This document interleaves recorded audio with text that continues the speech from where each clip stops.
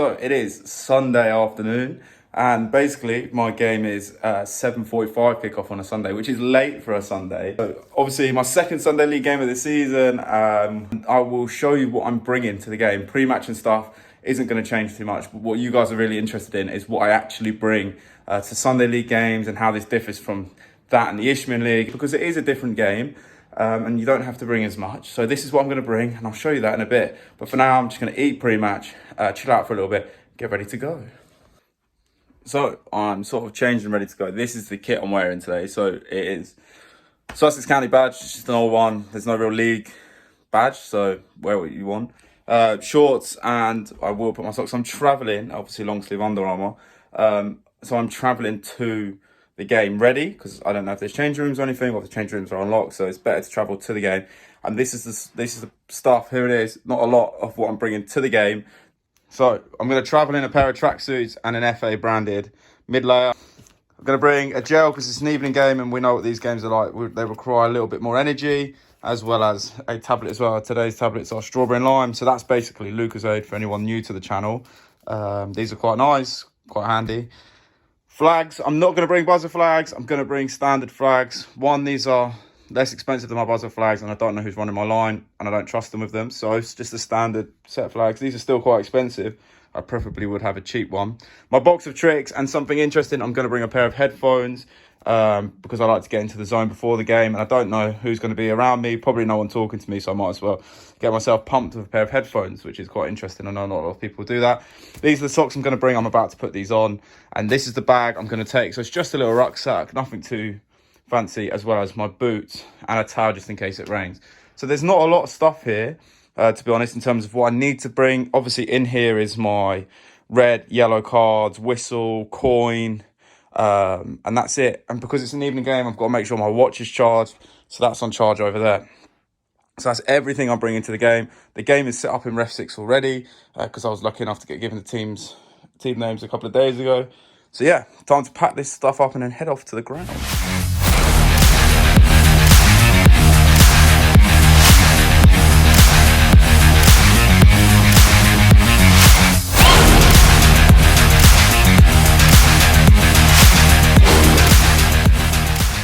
So I'm back from the game. I jumped home and had a shower straight away.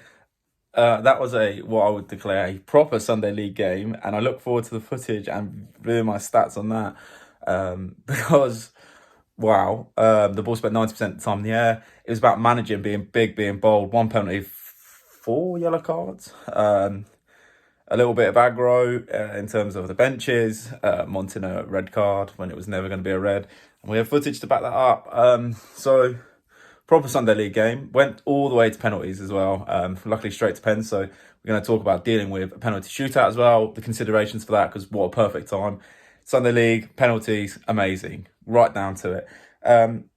It wasn't the most enjoyable game in the world, I won't lie, but it's one of those games that, you know, you have to do sometimes. They're not always going to be nice, they're not always going to be fun. Sometimes you've just got to pump your chest out and be like, I'm in control, and show the players that you're in control. And that's what I had to do today. I had to show them that I wasn't here to be pushed around and bullied by them. I was here to dictate the game of football, and it wasn't really a game of football, but we'll see that in the highlights. So I haven't checked my stats yet. I haven't checked my heat map, but I would like to say I'd run probably at least over 7.5k. But we'll go and see. It would be interesting to see my positioning as well. But that is my Sunday league game done, all the way to penalties. It's 10 o'clock in the evening on a Sunday. What? Do you know what I mean? Like, fair play to all you guys that go out and do it every week. These games, I know, start at 10 in the morning and finish at 10 at night. So if you do more than 2 or 3 games a day, fair play to you, because you're a better person than I am, because I couldn't. One game takes it all out of me. In terms of dealing with players, that's enough. But that's enough for me now. I'm going to go chill out for the rest of the week. So yeah, I'll see you at the debrief. Welcome back to the analysis section, where in this section what we're going to do is go through my stats, my footage, and your footage as well. As well as this, we're also going to talk about penalty shootout that happens in this game. So sort of tips and tricks to deal with a penalty shootout to make sure, you know, you can be very efficient and have it all under control. But before we go into that, keep sending in your little clips of yourselves. They've been great to look at. I love looking at them. And obviously, if you send them in, you can win a year's free REFSIX Pro. So send them to me at my email at John, that's Jon at refsix.com. Now, looking at my stats for the game ended 3-3, 3-2 on penalties. So not the greatest penalty shootout we've ever had. But the hypothesis was I'd run less than I do in a Ishmael League game, and that is true. I ran 8.14k. As you can see, the good thing is for my heat map is I am in that left-hand channel, which is something that we've been talking about a lot. So just because I've gone down the level and doing a game that's not at my usual level doesn't mean I can't practice the things I've been working on at the high level. And hopefully this helps me in later on throughout the season in terms of my matches themselves, because it's been really helpful to be able to put practice or theory into practice. In terms of my sprints, I'm really happy with these. Look at this massively long red one here, and we'll see that decision right now. So, because I got the footage, I'm able to put it into the replay tool, which is really great. We had the VO as well, so we get a nice angle of it all. So we're going to look at the first big decision of the game, which is a penalty. So, we'll run it through once. So the ball comes over the top. The yellow team are attacking. He beats the player for pace.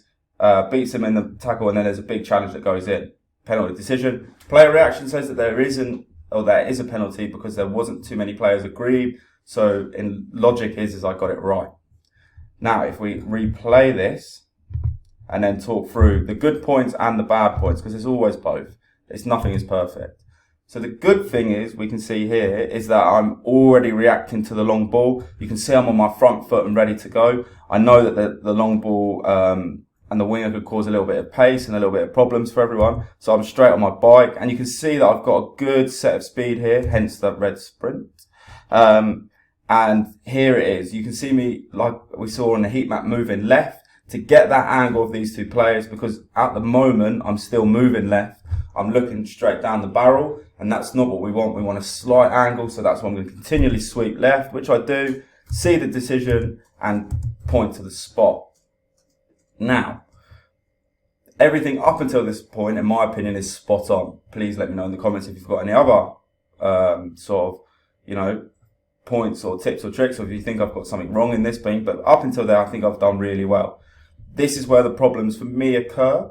Basically, I run into this corner here. So I run to the edge of the 6-yard box, which means that I've got everybody in front of me, but I'm also quite backed into a corner, which means if players are a little bit aggrieved and a little bit angry, then I could be sort of stuck and boxed in, which is not ideal, because then everyone's temperature raises. I don't have an escape route. So what I would recommend is when you give the penalty, instead of going straight into it and firing off into the challenge, move left, let players come to you, isolate yourself, make sure you've got a lot of exit strategies, whether that be to the left, to the right, forwards or backwards, as well as use the lines. Tell players that if you step over that line, I'm going to give you a caution because you don't need to be here. And that's the thing we need to work on.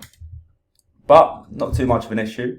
And then if we carry on rolling through, you can see the players walking away. I'm not really looking for him to isolate. So obviously I'm going to caution him. I've got the yellow card out. It's just a little bit messy here. I needed to isolate him straight away, make sure that he was on his own. And then show the caution. But the nice thing is that he looked at me when I got the caution as well, which is always a nice tick box if an observer is watching. The second big one.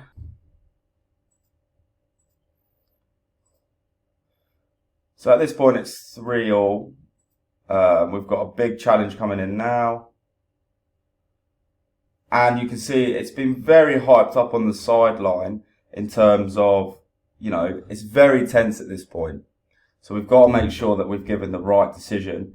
As you can see here, the ball isn't in play anymore, but his studs are down, and he's just late into the challenge. It's a reckless challenge, in my opinion. He's coming at speed, but his studs are always down. You can see the lino's flagged as well. And obviously the instant reaction is because it's quite quick. They were like, it's knee high, it's studs up. It's not that. He was on the ground when he made contact, as we saw, and it was an easy. I gave it a quick yellow. Dealing with the argy-bargy afterwards is a little bit of a nightmare, but we deal with it. It's fine. So let me know in the comments if you think it's a red or yellow. I think it's a yellow. A lot of the consensus after the game was yellow as well. It's like big tackles like that go in and tense situations happen. The trigger point for me is the defender heading the ball the wrong way. So just remember that. Always ask yourself, where is my next problem coming from? So this then led the game to go to penalties. So penalty shootouts are very, weird things anyway. So if we look at how we set up for a penalty shootout, I have my assistant standing on one side being goal line judge, whether that be a neutral assistant or a club assistant. We need someone there to be goal line judge. We can't take it all. We get, as a referee, what you do is you take the players coming down. So this was number 17. So you ask for his number. I put it in on my watch. So I know exactly what numbers have been taken. Because they can all take a penalty and then they can change the order. So you've just got to make sure you're always alert. So you can have 1 to 11 and then you can have 11 to 1 if you want. So a player can take a penalty twice. They can take the 11th penalty and the first penalty of the second 11. So just remember that for a little bit of advice. So from here, what we've got to make sure is we're always paying attention in terms of what the score is and how many goals they need to win. So after about the 4th or 3rd penalty, you should be asking yourself, okay, the score is 3-3 after 4 penalties. If they score this and the next team miss, they lose or they win. And those are the things that have always got to be going around in your head. And that's why obviously we use REFSIX to make sure we can see the score really clearly, rather than looking at, little tallies on a piece of paper. It's just a lot simpler. It's a lot easier to manage. So that's what we do, and that's what I do. It's a very simple process when you get there. Obviously, from the toss, you've got to choose what end you're going to go and who's going to take first or second. So that, in terms of admin-wise, that's all you've got to do. I would suggest having a chat with the keeper saying, stay on your line. You've got to have 1 foot on your line when the ball is kicked and you can't touch the crossbar. So they're the tips and tricks that you can take into your next game in terms of penalty shootouts. But let me know in the comments if you think I've missed anything or you want us to cover anything more in detail.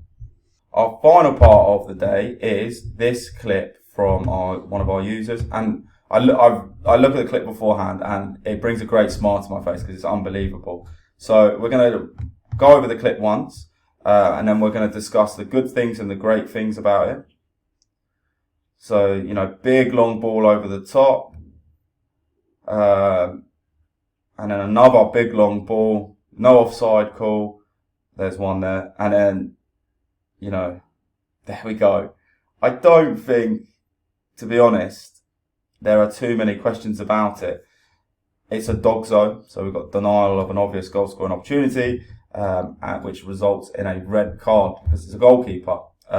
So let's go through it. The good thing is you let him play build around you. All I would suggest is instead of this position here, we take up a position over here for 2 reasons. One, it looks like you've got 2 players around you in terms of firing the ball in.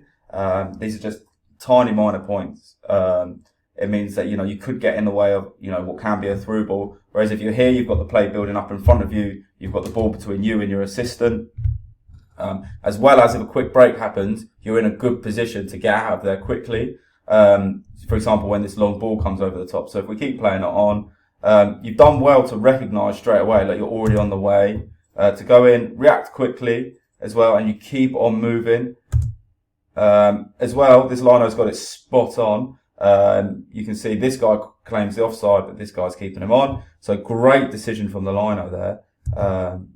And then we have, what I would say is just be a little bit quicker when that through ball comes in. Just a little, I'm not asking you to put the burners on, but just like a quick 1-2, and it's like get ready to move left.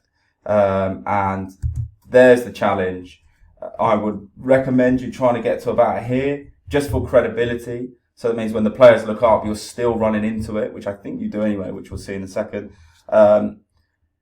Which is great. So the player comes down, everyone's looking at you now, and you're coming into shot and you're still moving towards the play as well, which is great.